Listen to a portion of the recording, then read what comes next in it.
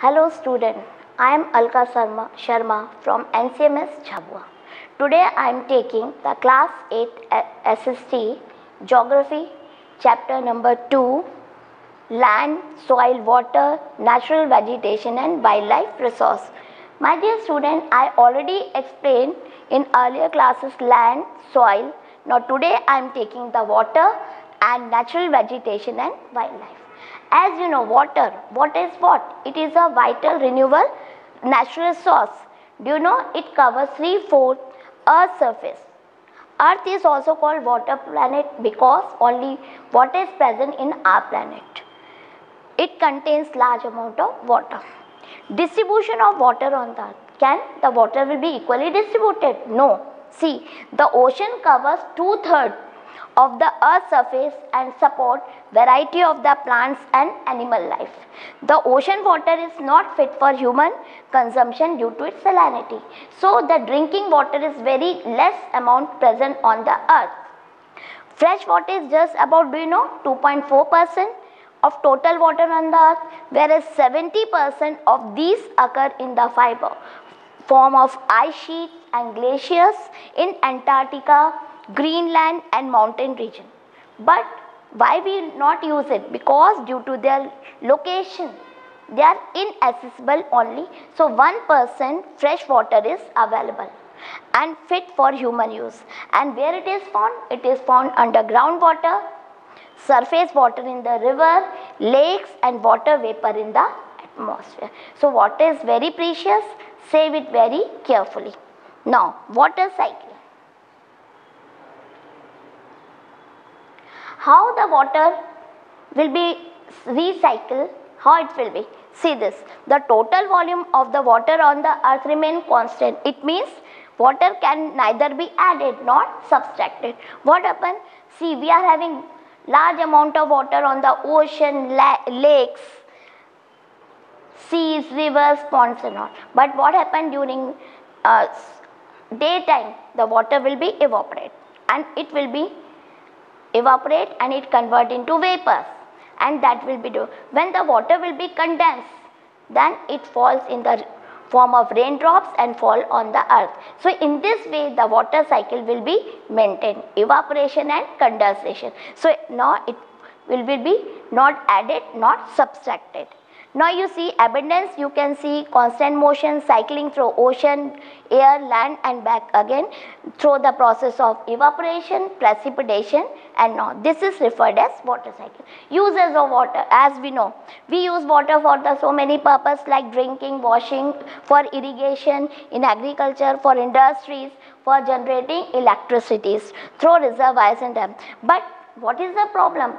Now our population is increasing, so there is a big amount of food and cash crops. Increasing urbanization and rising standard of living are the major factors which lead to the shortage of fresh water supply. And due to this, some of our water resources are dry up and some of the water are polluted. So that is why we can't use this water.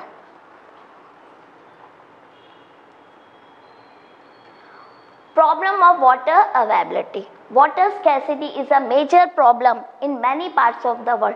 Do you know which are the region? The regions include most of the Africa, West Asia, South Asia, parts of South America and entire Australia. Climatic zone countries are more susceptible due to drought and face great problem in water scarcity. So water shortage may be a reason why seasonal and annual precipitation is a factor that due to this scarcity is caused by over exploitation and contamination of water. In some places where large amount of water available, but we are misusing this. That is the main problem. Conservation of water. How we conserve this water? Today world is facing, as we know, the water scarcity. So we have to need clean and adequate water. Water is a valuable natural source, but we are overusing it and making polluted. So that water is unfit. How we are polluting this water? We are disposing the untreated sewage, agriculture, chemicals and industrial effluents, and they will deposit in the water, and that contaminate the water. They pollute the water. Some chemicals like nitrates, metals and pesticides, they pollute the water and kill all the aquatic creatures. Most of the chemicals are non-biodegradable, and now when they enter in our body, human bodies, through water, they cause so many diseases in our body. Water pollution can be controlled by, how we can control? First, before treating this waste effluents in the water should be properly maintained, recycle, and then they will dispose this. Method of water conservation, how we can preserve this water? First, forests and other vegetation can be grown in the surface area, so they can increase underground water. Water harvesting is the best method to control this water. Canals are used for irrigating fields, and then it will be reduce the water seepage. Sprinkler system should be used for irrigation. So by this, what happens? The water will be not waste. In dry region, because there is a scarcity of water, we can adopt drip irrigation methods. So that can preserve water from evaporation. Valuable water source can be therefore be conserved by adopting these means of irrigation. So we can save the water. Now, next I am taking natural vegetation and wildlife.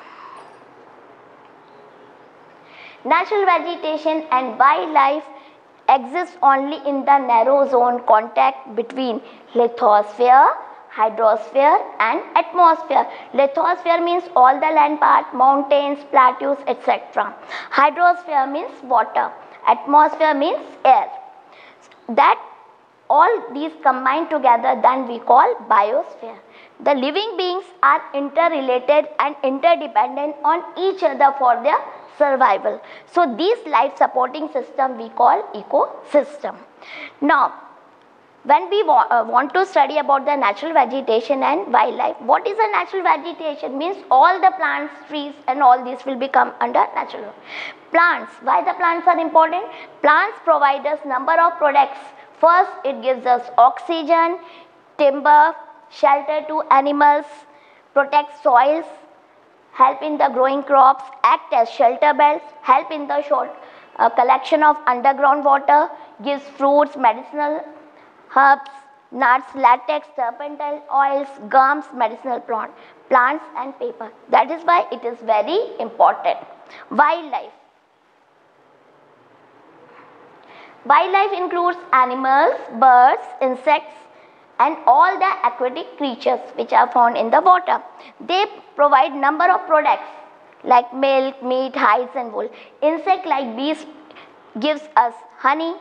All the insects help in the pollination of flower, and they act a very important role to play the decomposers in the ecosystem. The bird feeds on insects and they act as a decomposer. Vulture is known as scavenger and cleanser of the environment because they are feeding the dead bodies of the animals. So they act as a, so that is why all these creatures are very important.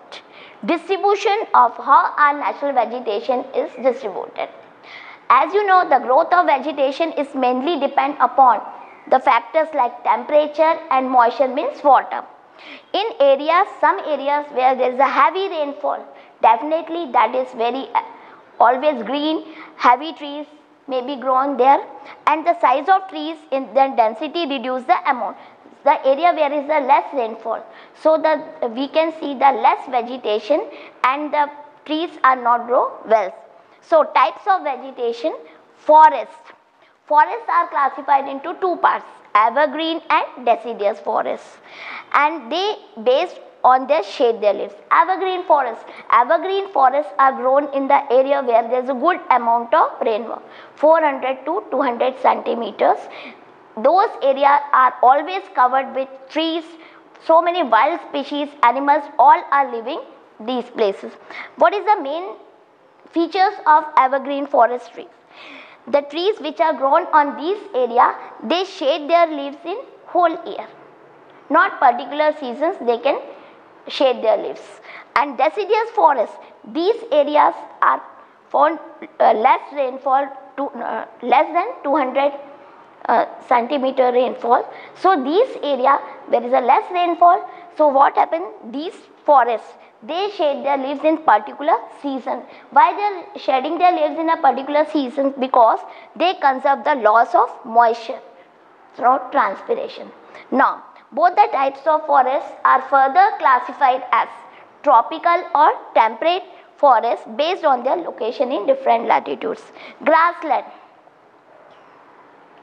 they are found in the regions where moderate rainfalls and have short sunlight trees, not grown well. Shrubs, they are grown in dry areas because these areas receive low rainfall. In such area, plants have deep roots and leaves with thorny and waxy surface. Why? Because roots are going very deep, because they absorb the water from the soil, and the leaves are having thorny and waxy surface because it reduces the transpiration and evaporation. Next, tundra, the vegetations of the cold polar regions, mostly here mosses and lichens are grown.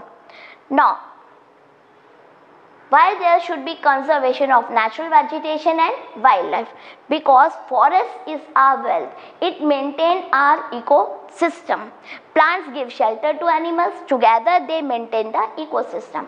So due to the change of climate and human interference, many of the species have become vulnerable or endangered, means they are going to be finished. In this stage they are, and some of them are extinct, means they are all totally finished. Now, what are the factors affecting natural vegetation and wildlife? Deforestation, when we cut the forest, where they can live, all will be not survive. Soil erosion is also factor. Constructional activities, we want to construct, what we are doing, we are cutting the forest and start constructing. In this way we destroy forests. Forest fires, sometimes what happen, due to human activities and by natural factors, forest fires, so it will be destroyed.